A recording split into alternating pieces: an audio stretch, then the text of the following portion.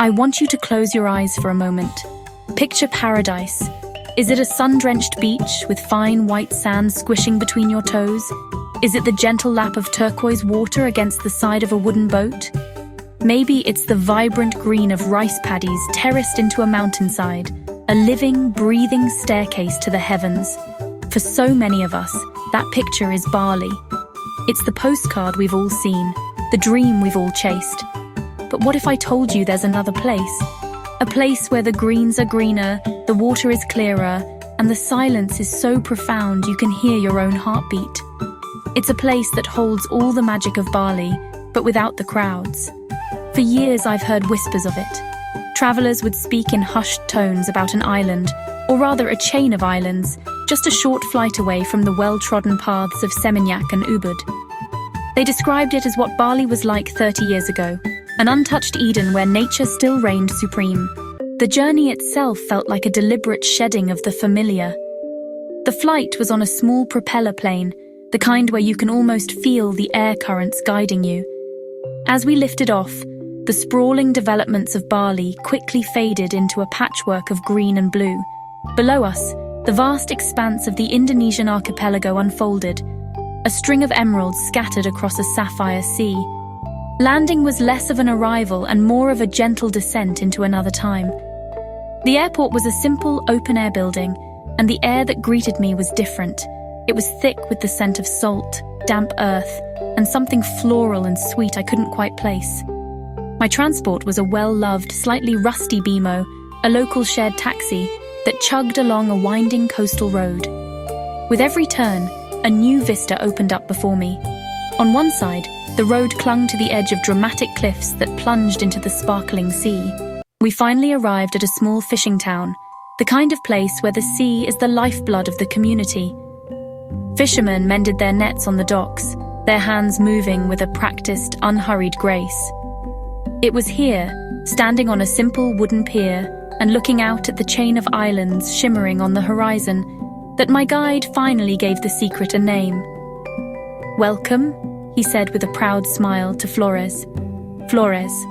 The name means flowers in Portuguese, a legacy of the island's colonial past, and it felt utterly perfect. This was an island that was blooming, not with resorts, but with life itself. My first proper view of the Flores archipelago was from the water, on a traditional Phoenici boat that would be my home for the next few days.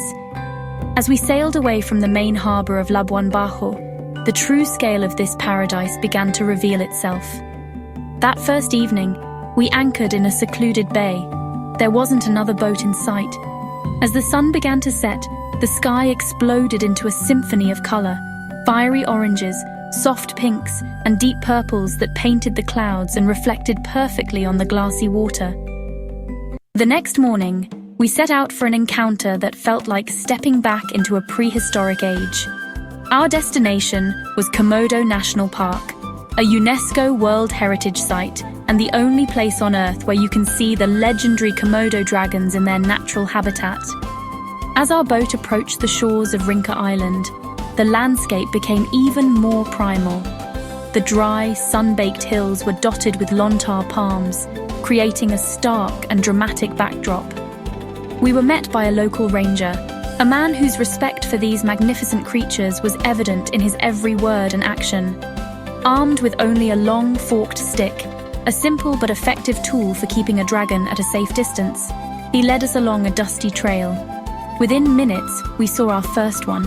It was a massive male, lying motionless in the shade of a tamarind tree, its thick, scaly skin looking like a suit of armor. It was so much larger and more formidable in person than any picture could ever convey. Some were patrolling their territory with a slow, deliberate swagger, their forked yellow tongues flicking in and out to taste the air. We watched from a safe distance as a group of them gathered near the park's kitchen, drawn by the scent of food. If the world above the water in Flores was stunning, the world below it was simply breathtaking.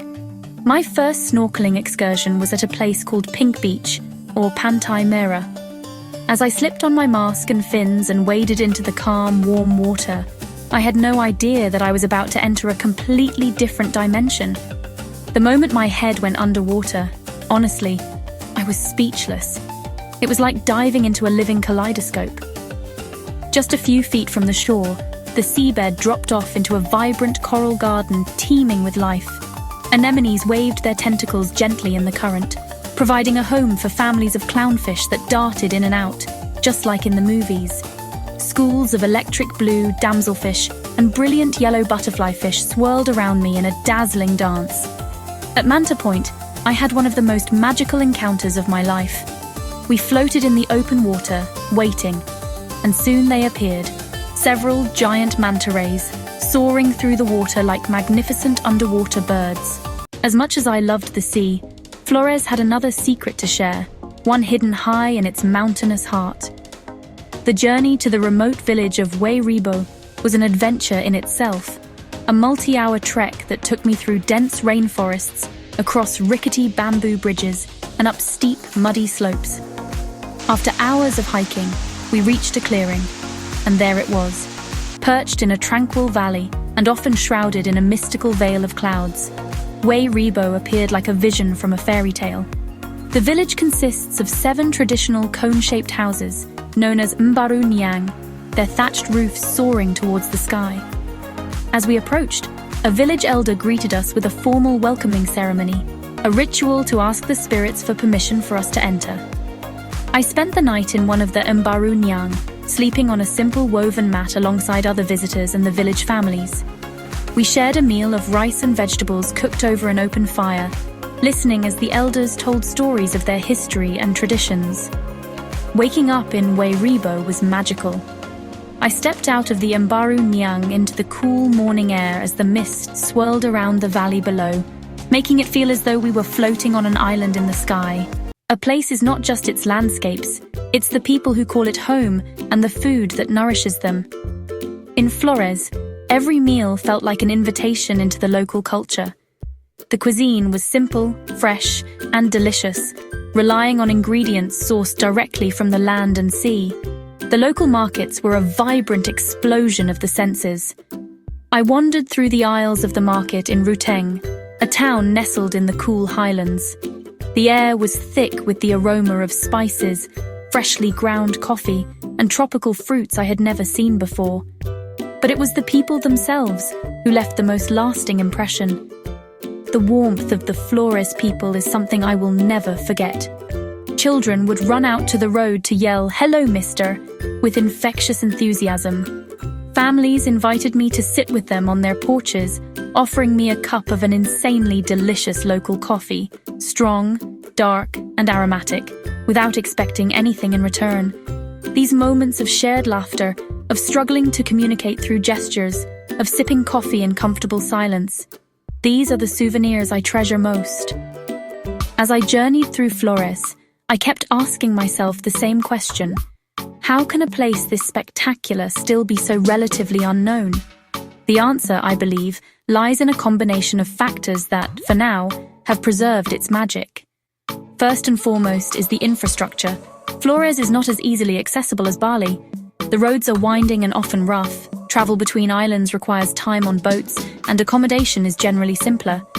This lack of mass-market convenience naturally filters out the type of tourism that seeks 5-star, all-inclusive resorts. Another key reason is the focus on preservation. The Indonesian government and local communities have, thankfully, prioritized the protection of the region's unique natural and cultural heritage. This commitment to conservation over commercialization means that development is slower and more thoughtful. Ultimately, Flores remains a secret because it demands something from you. It asks you to be a traveler, not just a tourist. And while I know that sharing its story might bring more people to its shores, I hope that those who come will do so with the same sense of respect and wonder that I felt. My journey through Flores was more than just a vacation. It was a powerful reminder of what travel can and should be. It was about the thrill of discovery, the joy of genuine connection, and the humbling experience of witnessing nature in its most raw and magnificent state. But this essay isn't just about encouraging you to go to Flores. It's an invitation to seek out your own secret paradise wherever it may be. Our world is so vast and full of wonders, with countless hidden gems waiting to be discovered by those with a curious spirit. So I encourage you to look beyond the top 10 lists and the Instagram hotspots. Put down the curated guidebooks and allow yourself to get a little lost. Talk to locals, follow a road just to see where it goes, and say yes to unexpected invitations. Find the place that makes you feel like you are the first person to ever witness its beauty. Find the place where the silence is so deep you can hear your own thoughts. Find the place whose people welcome you not as a tourist, but as a friend. These places are out there, I promise you. They are waiting for you to find them. Go find your Flores. Go find your own secret paradise. It will, without a doubt, blow your mind.